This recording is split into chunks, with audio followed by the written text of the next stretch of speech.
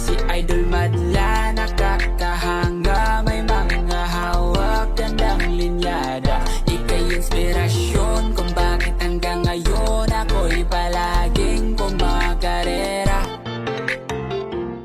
First lap derby, no? South team natin mga kalapatids. Kaya ngayon, mag-aabang na tayo. Ito yung forecast natin for today.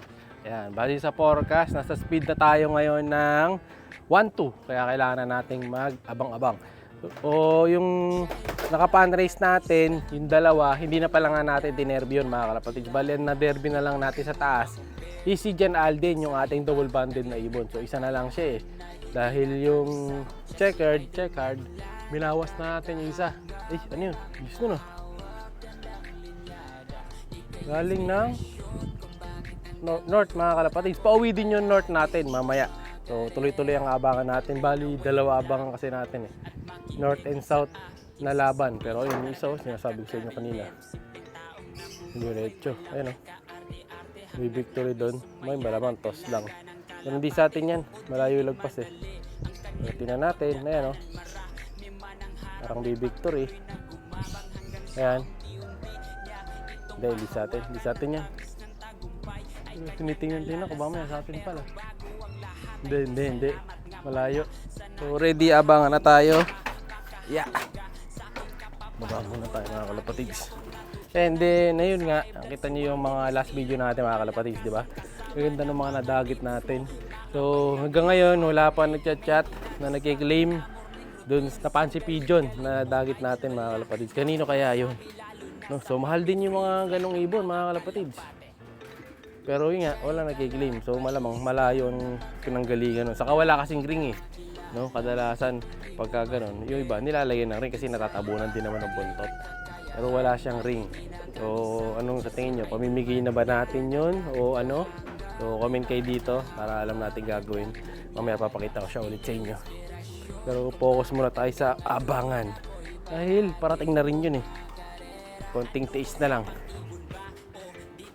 So, sino kaya din ang mauna, mga kalapatids? No? So, yun nga, sa pan race, si Hinata, sinali na natin siya ngayon dun sa sakay kasi kailangan na siya isakay para dun sa derby. Pero maganda lang dun sa nilaro nating club ngayon, hindi siya kailangan isali sa derby kapag nakasali ka sa pan race. Kasi sa ibang club, kailangan bago ka makatungtong dun sa ibang lap, kailangan sali mo sa derby. So kung hindi ka naman mag-derby, papipilitan ka magsali ng pan derby, magbabayad ka ng 300 para lang matuloy mo yung karera.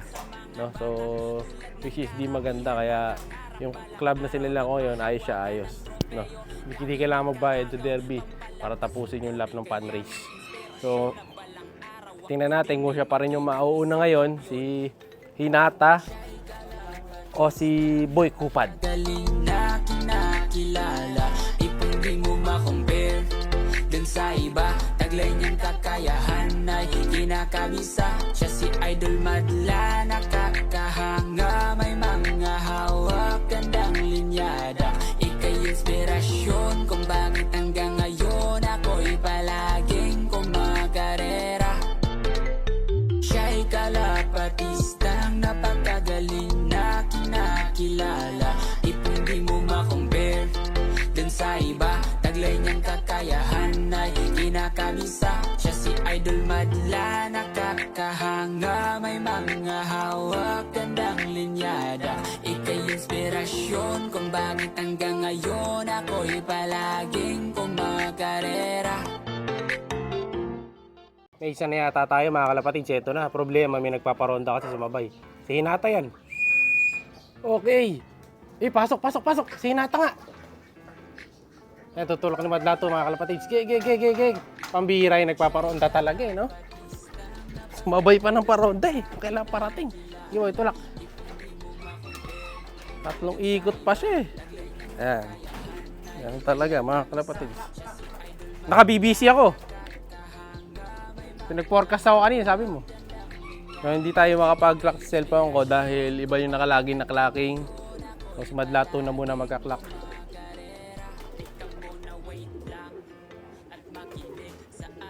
So, maaga ibon natin. Wala pa yung marami na dumating na siya.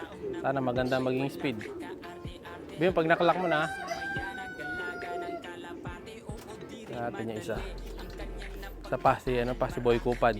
So siya pa rin ang nauna, mga kalapatid, hindi pa rin niya natatalo. Nakakita rin pala tayo sa taas dahil naka-derby. Si Jan Alden. Tingnan ko, baka mamaya nandito na pala. Sipatin natin sa loob. Si Jan Alden. Wala pa. Kakayat din ako kasi mamaya dumating. Hindi ka na po kalimutan, naka-entry pala yun. Tingnan natin. Wala pa naman na. Wala pa mga kalapatids. All clear pa. Pero may nakaharang dito. O, saan galing to? Ito.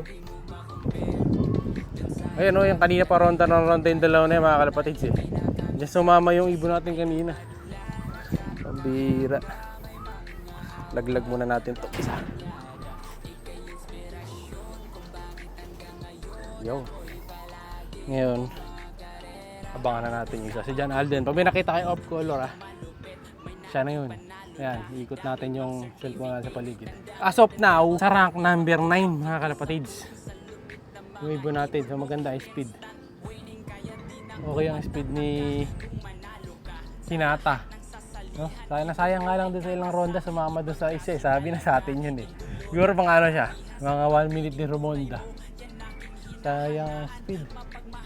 Pero at least, maaga pa rin siya. Titingnan natin kung gaganda pa yung rank niya. Kasi dun sa isa pang fan race, parang nasa top 30 pa tayo. So, sabihin, may chance pa tayong mas umangat din sa lap na to. Tulak pala hangin, ayan oh. Oh, tulak ang hangin mga kalapatid. Patagilid. Kaya pala tulak ng konti ang mga ibon natin. So, ibig sabihin, mapapaaga yung uwi nung isa mamaya. Yung gawing north na toss natin. So, dalawa pa kulang ha. Wala pa si Boy Kupad. Ano kaya yun? Malamang hindi kumain sa truck. So, ito pa lang. Ito boy, ito isa. Boy Kupad, ayan pa lang. Ano? Ayun yung iba pa uwi mga kalapatid yun. Nga sa poste. Eh siya, uy! Ayun, landing board. Direkta landing board yung mga ibon natin mga kalapatid. Okay, pasok. Kung na bahala dyan. Pasok. Ayun siya, yun. Pasok agad. Fast trapping lang dito. Kung ganyan yung ginawa ni Hinata kanina, baka nasa 1,080 pa yung speed natin eh. Talaga makumubon sa rumurondo mga kalapatid. Yan, ganyan talaga. May mga nagpaparonda talaga na kapag pauwian, saka sila magpaparonda. Nung alam nang may karera eh, paronda pa eh. Hindi, okay lang. Ganun talaga. Parang may naglalakad sa taas. Silipin na natin dito. Parang may naglalakad dito sa taas. Wala. Kala ko may naglalakad sa kalapate. So, nakauwi na isa natin. Sabihin, si Alden. No speed? 1,040. At least 1,000 pa din. So, isa na lang. Si Jan Alden na lang. So, sakto lang. Ganyan lang. Di ka talaga uwi nun. Lagi lang third yun eh. Siya'y kalapatistang napakagaling na kinakilala.